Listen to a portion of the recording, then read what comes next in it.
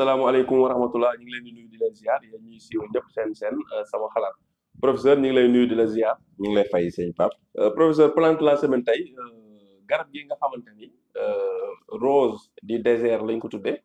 lañ bëggoon soo ci mënee baaxee ay njariñ ci wàllu wér-gu-yaram ak luñ koy jëfandikoo. waaw liñ ci mën a wax Pape rose du désert am nañu ko tuddee faux baobab. waaw xaw a niroo nañ guy quoi am nañu koy woowee tamit baobab di chacal donc mën nañu ko woowee noonu. donc mu nekk garab goo xam ne dafa baax ci li ñuy wax virus.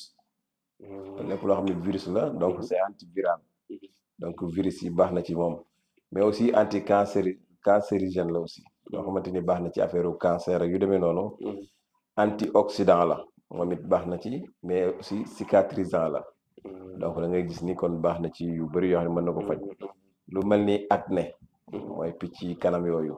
moom it baax na ci. wala lu mel ni ay anti âge. waaw. nga xam ne de seen kanam yi day gaaw a rasu la yu demee noonu. donc moom day hydrater la peau de maanaam day joxaat day dekkalaat.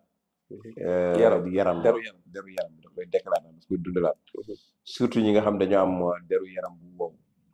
peau sèche. nga xam ne seen deru yaram yi dafay wow. boo ko xoolee nii day mel ni lu am ay trait ndax woowaay moom it da koy dekkal da koy dundalaat bu baax. donc day prévenir les rides maanaam ras-ras yi nit ki am. ci yaram beeg yooyu da koy dindi bu baax. da nga yi nga xam ne dañoo am problème mu digestion aussi. daf koy saafara. ñi nga xam ne dañoo am problème mu fertilité. maanaam ci am jafe-jafe ci wàllu doom.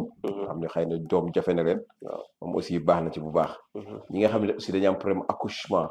donc bu ñuy accoucher day jafe. ñoom it bu ñu amee garab googu baax na ci ñoom.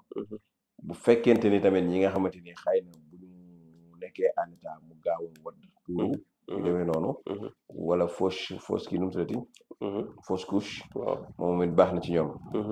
ñi nga xamante ni sax dem nañ ba ci am na yenn rapport yu mel ni malade mental yi. baax na ci ñoom maanaam baax na ci wàllu xel ak yooyu. donc baax na ci wàllu yaram. wàllu peau daal. wàllu der. aussi baax na ci stress ñi nga xam ne dañuy amee stress bu bëri.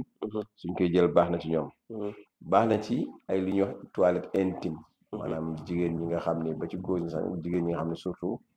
mën nañ ci raxas seen kanam daal. xam seen kanam day am infection wala yu demee noonu. suñ koy jël baax na ci ñoom. baax na ci ñi nga xamante ni dañ am feebaru sëqat. moom it buñ koy jël baax na ci ñoom. moo xam sëqat bu wow la wala bu tooy sëqat bu mënti doon. ba ci genre tuberculose sax ñi nga xam ne dañu am genre feebar yooyu. suñ koy jël baax na ci ñoom. waaw donc yooyu daal moom bokk na ci saafara yi nga xamante ni moom.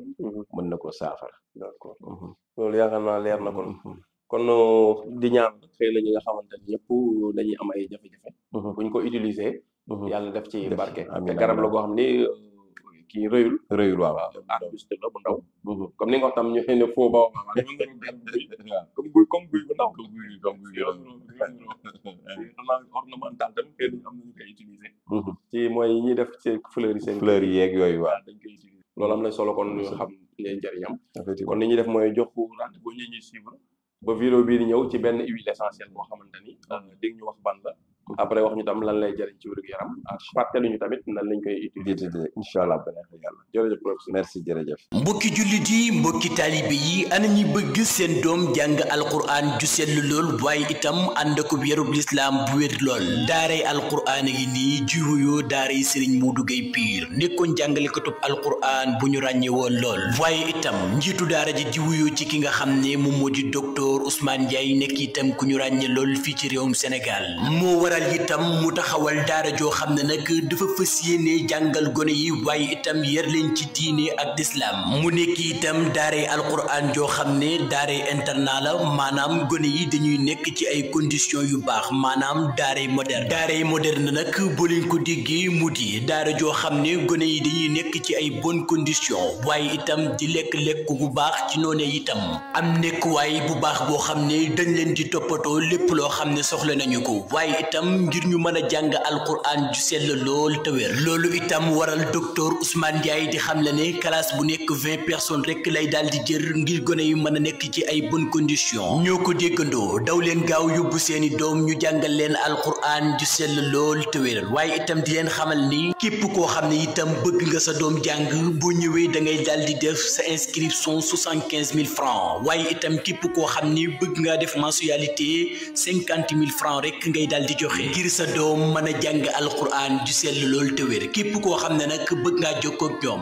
wooteel ci 77 536 83 85 di leen xamal ne itam daaray Serigne Modou Gueye Pire dina daal di taxaw bépp dongo boo xam ne nag amee nga jafe-jafe ci sa wàllu wér-gu-yaram maanaam ci mpaj di leen xamal itam daare alquran ji nag ma nga nekkee foofee ca Niakoulrang foofee ca kër Ousmane Ndiaye